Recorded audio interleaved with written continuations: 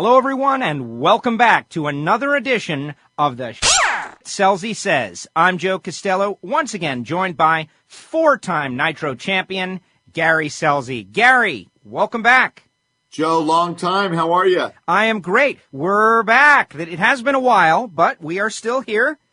How are you? A lot of action going on with NHRA. Yes, the start of the season has been fantastic. It's been great racing. It's been exciting. The weather has been a little involved, but nothing we can't deal with. Where do you want to start, Gary? There's so many great things going on. I always like to start off in Top Fuel, the kings of the sport, where it's a wide-open affair. I think anybody can win any given race. Well, I'm going to tell you, it is definitely deep, unbelievable. I mean, I'm kind of surprised, and I'm not surprised at Morgan Lucas, because I know that they've gotten a big influx of help from Al-Anabi and Alan Johnson. At least I think they have. It obviously looks that way with Aaron Brooks over there and Ron Santorbi, who both came from my Oakley Funny car, which I'm very proud to see those guys doing well. But I know that car is very similar to what Alan runs and all that type of stuff. And for Aaron to be as aggressive as he is, that's how he's always been. And the dragster is obviously a little bit more easier to tune than a funny car, with the engine being over the back wheels. But those guys were phenomenal in Gainesville and Pomona. And, they just had some freak breakage happen. But I'm going to tell you, they're going to be players all the way till the end. A little surprised at Alan Johnson and Al-Anabi that, they can't seem to catch a break. I can't believe somebody actually left on Sean Langdon, but, their car ran very well, and for them to get beat. And the other kid that's driving the other fuel car, he's just, I guess he can drive the car very well. It's just a little bit different on the starting line. And he'll be fine too. He's a world champion in Pro Mod and, Belushi. And I'm sure he's going to adapt to the Top Fuel car very soon. We always talk about how difficult this sport is, and how do you illustrate that to fans? Well, I think what's going on in Al-Anabi is a perfect example. Hey, this is a championship caliber team, and you just change a couple of pieces, and suddenly they're having a struggle. I think everybody knows that they'll get back on top at some point, but it's very difficult to stay on top once you get there.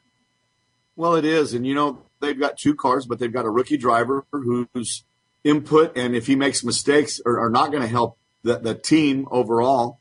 Like I said, he will get it because the guy is a phenomenal driver from what I understand. Alan Johnson, I'm sorry, is got to be the absolute smartest crew chief I've ever seen in my entire life in Top Fuel. And for everybody listening, Alan and I are not best friends. We don't talk every week. I haven't talked to Alan in over a year. But I was with him back in 97 and watched him when he was with Blaine. And I'm telling you right now, the majority of the combination out there right now that he's racing against is his combination. Schumacher's got the three Top Fuel cars with great tuners over there. And with you got that brain trust, that's a lot of guns shooting against you. But my money's still on Alan Johnson. I think that he'll be able to make it happen. I think Sean Langdon has yet to really shine like he will. It's just he's going through his hard knocks right now, but in the end, those guys are going to be tough. Like I said, it's great to see Morgan Lucas doing well, and Brandon Bernstein's car is starting to come around pretty good too. Schumacher's guys, those guys are going to be there till the end. I am a little surprised that Tony has not won. It seems like no matter what game they bring to the table, his teammates bring a little bit better game. And Antron is just phenomenal on a tree. And I mean, that whole Top Fuel thing is you're bringing a machine gun to a machine gun and hand grenade fight. There is no knives in that fight. I can tell you that. It has been wild, and Tony is putting good runs and good reaction times together and just getting beaten in many different opportunities, whether it be final rounds or even in the second round. This weekend runs into Antron with low ET of the event and an 042 reaction time. It's just so tough out there. And I'm wondering if this is just like it is in other sports like the NFL, where you get a head coach that just figures it out, invents an offense or something, and then for the next 10 years, it's all about hiring his assistant coaches or anybody that's got intimate knowledge of the system, because we're seeing Alan Johnson's proteges, so to speak, spread out amongst Top Fuel, take over teams, and increase performance. If I was out there starting a team, I would be trying to hire somebody, I don't know, the hauler driver, whoever, as long as they worked for Alan Johnson. Well, evidently, Todd O'Kahar and Phil Schuler are not dummies. Neither is, Mark Oswald and those guys. There's a lot of talent over at Schumacher's. Mike Green, they all have got it going on. And then you get those guys together, and they do get along.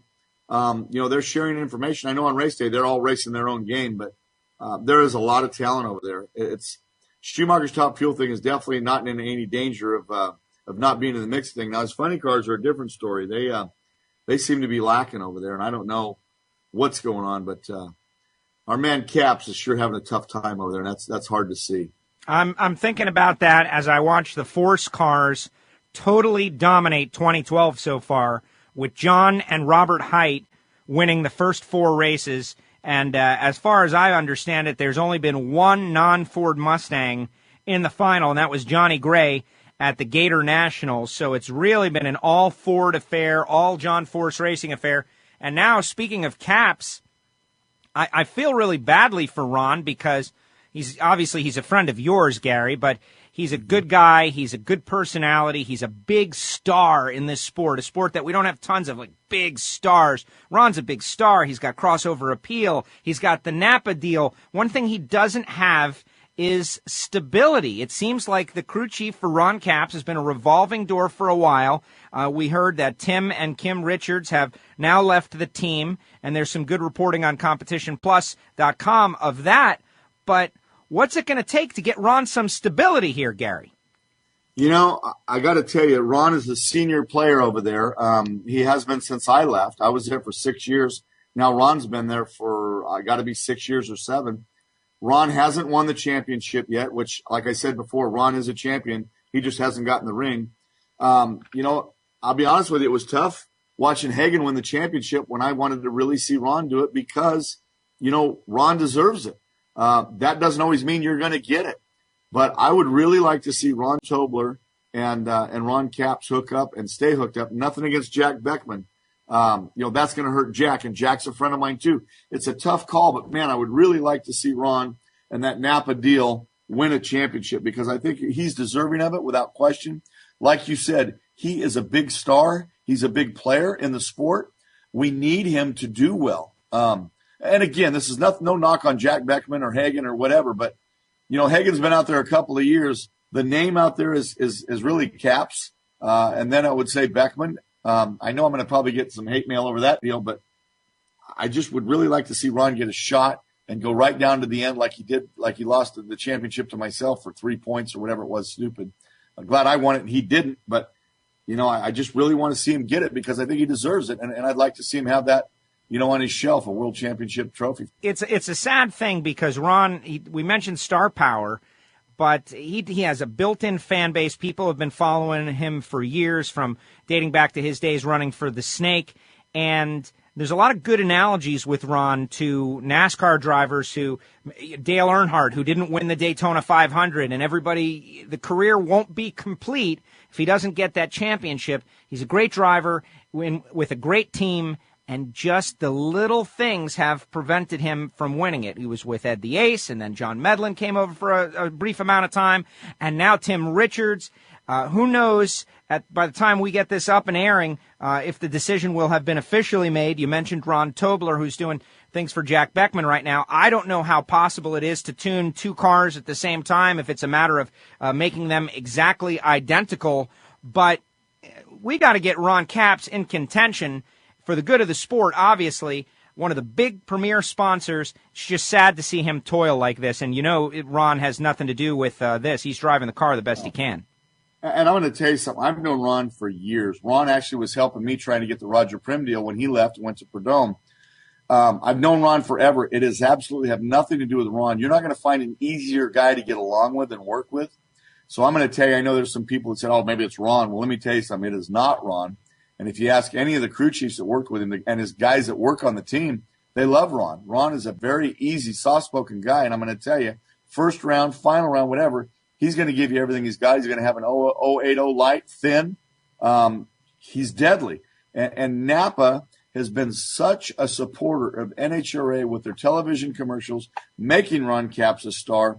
And it's something that every driver dreams about, your sponsor being behind you like that with, their Napa know-how commercials. I mean, I can't stand the saying it. It sticks in my brain. I say it all the time, and I try to get out of there. It's like a bad onion breath. But it's great for the sport. It's great for Napa. It's great for Ron Capps. And I don't want to see those people get discouraged and say, man, what's going on with our guy? And not stick this out. And it's going to be well worth them. So when you go buy parts, guys, go to Napa, man. Help support these guys and help Ron Capps and Schumacher Racing. I just hope they get it fixed, because it's definitely, I mean that sincerely. I want to see him do well. Just killing me to watch this. Yeah, and I can only imagine how Ron feels about it, having had a great career and coming close many times and knowing what he has done and what he's capable of doing, and just showing up at the racetrack every week, feeling positive, and things not turning out exactly as he would like. It's got to be very tough for Ron Capps. And I totally agree, folks. Whoever you support at the drag strip, definitely go in and buy parts, and wherever you go, tell the people behind the counter why you're doing it, too. Let them know. Now, Gary, we had a very unfortunate occurrence this past weekend, the passing of a legend in drag racing. Now, I know you are a Nitro guy, but I don't think there's a way you could possibly have escaped the legend of Bill Grumpy Jenkins. I met Grumpy years ago with Bob Glidden back when I had my alcohol cars back in the 80s, and actually was at a bachelor party for Pat Austin in Ontario, where Grumpy was at. And when Pat was racing Top Fuel, they had a bachelor party for him in one of the hotels there. And Grumpy is an absolute crack-up. What a legend in the sport. Famous for Chevrolet, famous for his Pro Stock, famous for him and his annex. I mean, that guy was a riot. If you ever got to know him, he was a crack-up. And that legendary cigar hanging out of the side of his mouth.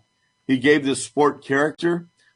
He gave us, wins with the NHRA and the Pro Stock, with all the great battles with the WJs and the Bob Gliddens of the world. And, it's a major loss. But I'll tell you what, somebody's going to be doing some tuning up in heaven right now. I can tell you that, with some carbureted motors. But it's a loss. But it happens. It's going to happen to all of us. We're all going to end up somewhere sooner or later. Absolutely. And you're right. The big brain trust in the sky just got a heck of a lot smarter. And we're going to see that over the next couple of years. It's just that time in the sports history where we're going to be losing some of our legends, and already have.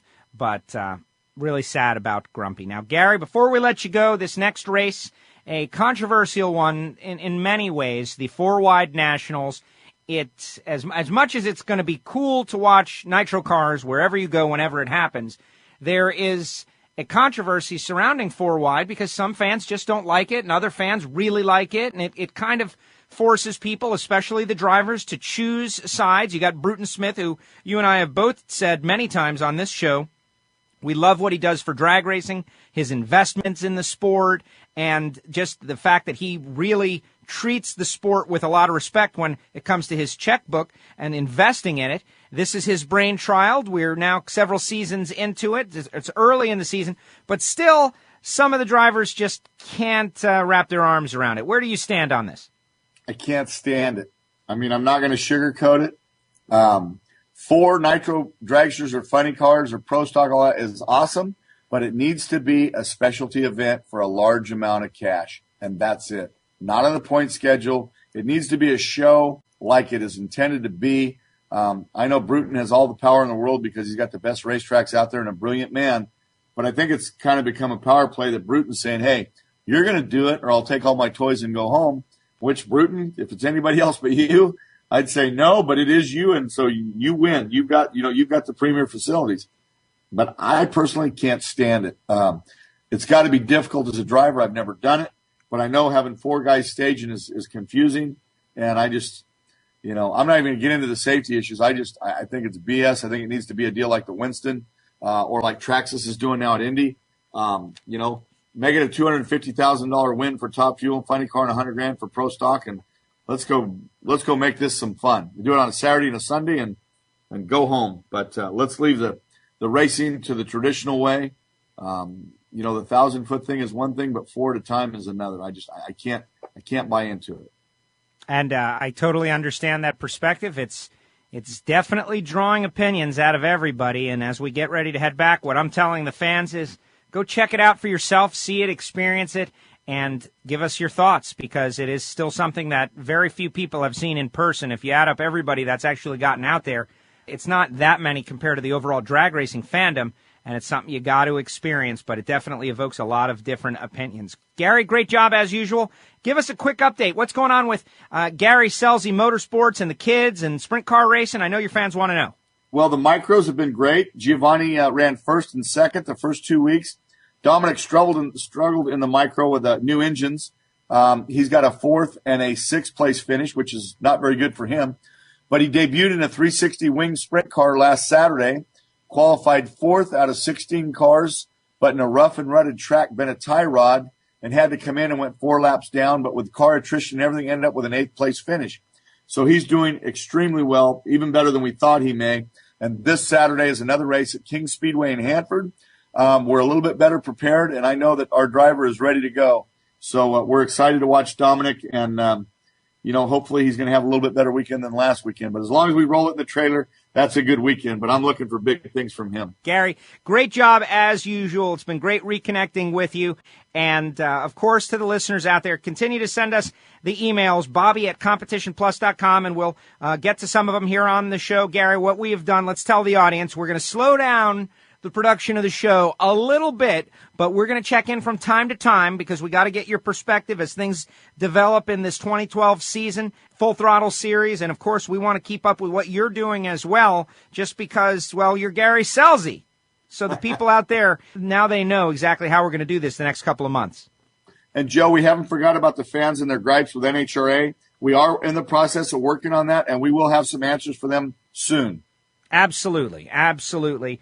And it has to do with some paperwork on my end, folks, so you can blame me. All right.